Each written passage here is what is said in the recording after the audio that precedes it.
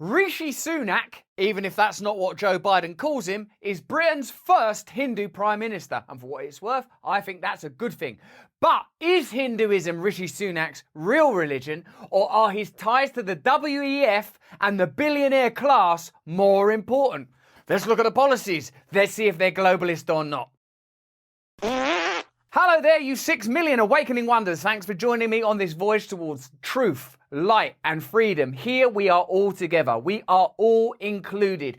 Just to let you know, the reason we went to Rumble was for free speech, yes, but not the free speech where we can criticise people without fear of reprisals. The free speech where we can tell the truth about the powerful. That's why we have interviews with people like Jeffrey Sachs who tell you the score on the war. That interview's up right now. That is why we talk to Jordan Peterson, but also Eckhart Tolle and also Vandana Shiva. We talk to people from across the political spectrum so that we can decide the truth for ourselves in a world that's becoming ever more sensorial as the narratives of the powerful are pushed down our throats. Why? Because they are the dominant forces on this earth in every way possible. Join us on Rumble every day for the stream. All our content's up there, absolutely free right now, and you will love it.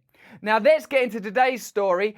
Another story, of course, about globalism and about another WEF stooge, trainee, acolyte, crony, making it through the ranks, all the way from being a billionaire to being a political puppet of powerful forces. I don't know. I want you to decide. Let me know in the comments. Let me know on the chat whether you think Rishi Sunak, Justin Trudeau, Macron, all these WEF boy band leaders are putting the interests of their nation first and the inhabitants of their nation, or their strong ties to globalist bodies that are unelected. In the case of Rishi Sunak, there's some astonishing information that I'm just longing to tell you. Here it is. Rishi Sunak has family ties to a technology partner of the World Economic Forum. So this is not conspiracy theory, this is conspiracy fact. You might say, oh, the WEF, really, it's just, they're just put on these conferences. Well, look at who attends those conferences. Look at the goals and the agenda of the institutions and groups that attend that conference, and look at what's happening in the world. See if you see a corollary that has advocated for a Chinese Communist Party style economy complete with trackable digital identities and currency.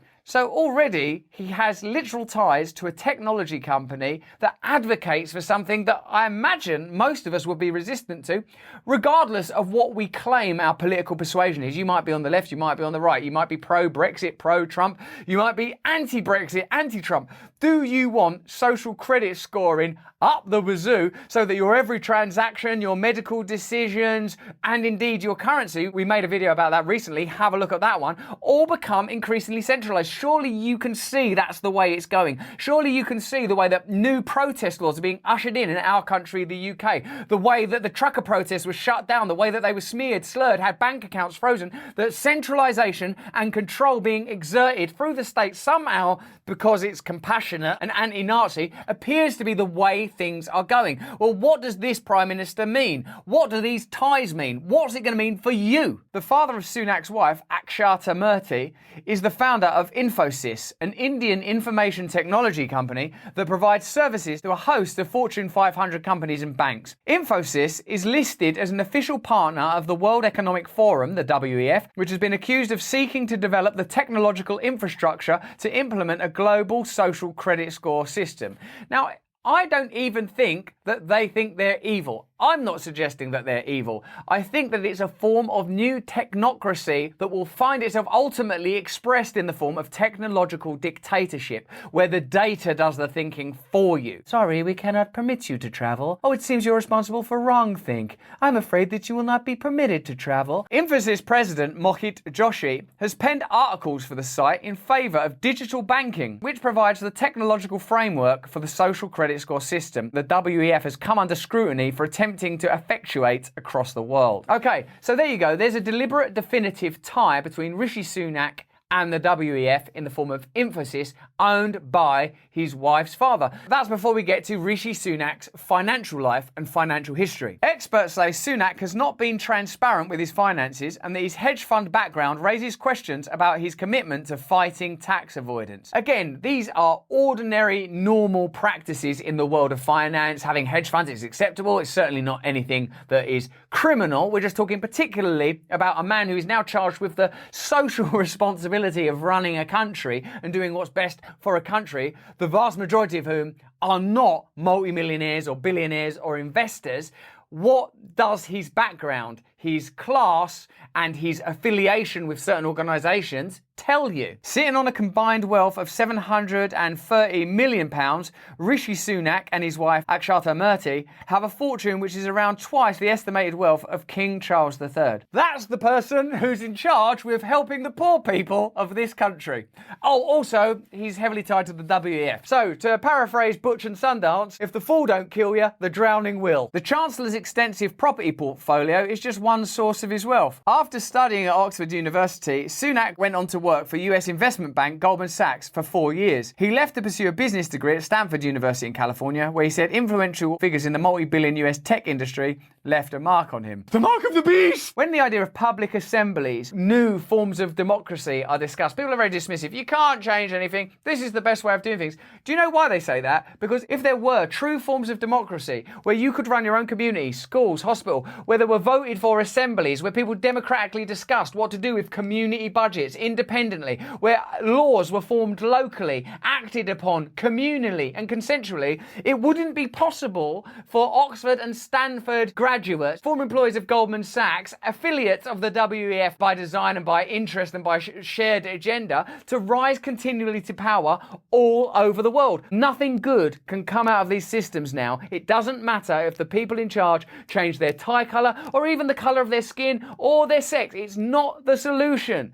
If you listen to Jeffrey Sachs in our brilliant interview talking about the military-industrial complex, what he calls the war machine's agenda being pursued for the last 30 years, it's clear that it transcends party politics. You can watch it for yourself, you can listen to it for yourself. What you can see is powerful interests align and are able to transcend democracy. We have to address and change the institutions themselves if we're to interrupt this process. That's just what I think. Let me know what you think in the chat. From there, Sunak had a stint working at a hedge fund back in London. He was a partner at the Children's Investment Fund, which sounds like a good thing, doesn't it? Right, I've not read this yet, but I hear Children's Investment Fund, well, you're investing in children, you're helping children, it's not to like somehow mess with children, right? So that's going to be a good thing. Let's find out. Where he's believed to have made millions of pounds from a campaign that helped trigger the 2008 financial crisis. Remember all that poverty, that devastation, all the political bifurcation and chaos that came from that time? Yes, it was one of the best times of my life. Soaring gas prices, falling home prices, and rising unemployment.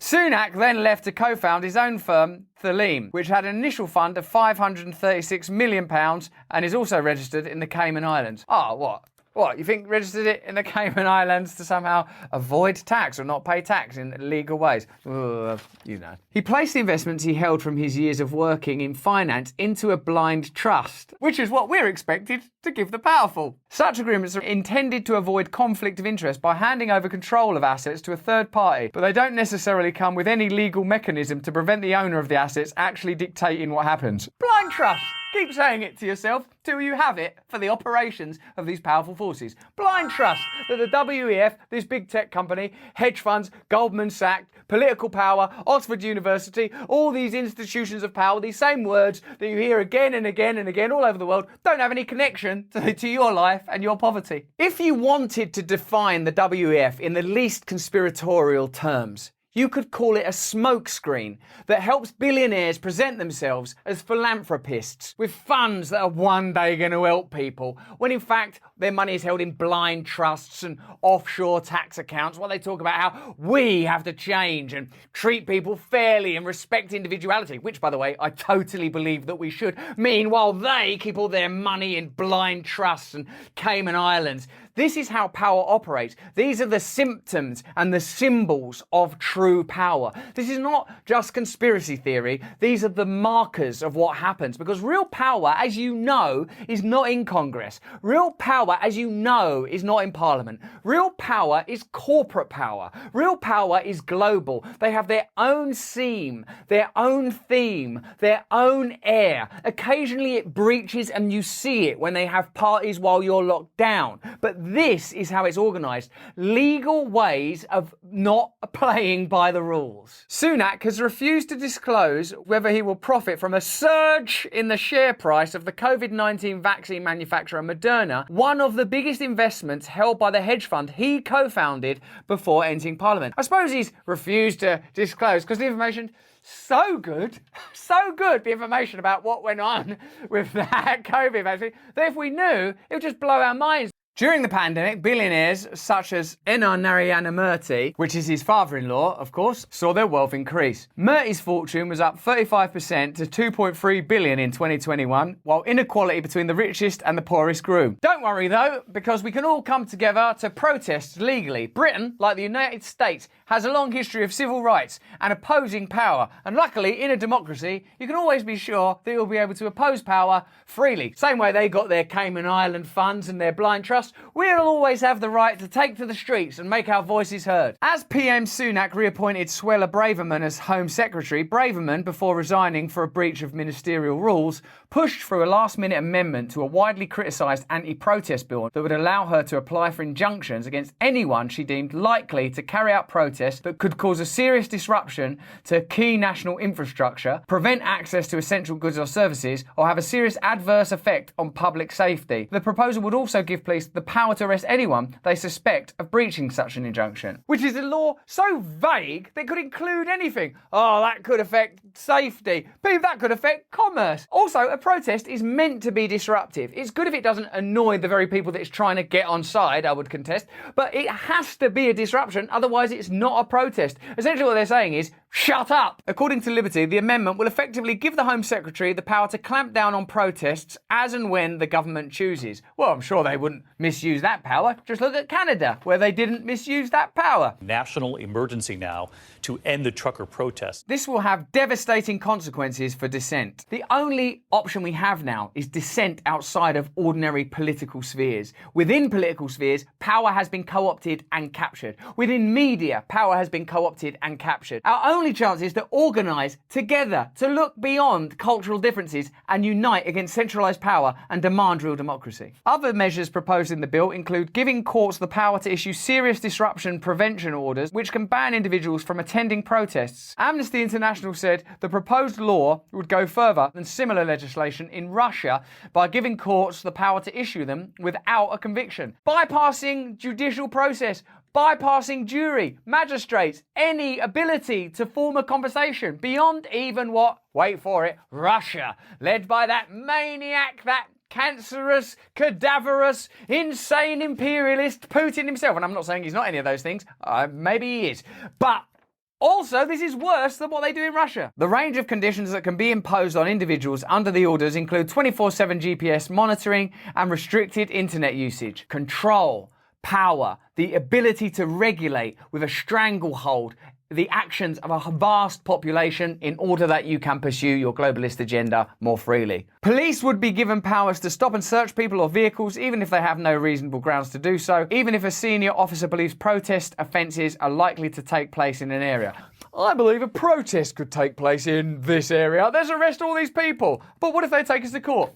They can't take us to court. So, what we observed in Canada and were disgusted by, legitimate trucker protests, which it's now admitted were not violent and never supposed to be violent, were just used to bring about the possibility to introduce emergency laws, although that was blessedly blocked, is not just isolated to that region anymore. It's truly becoming a globalist agenda.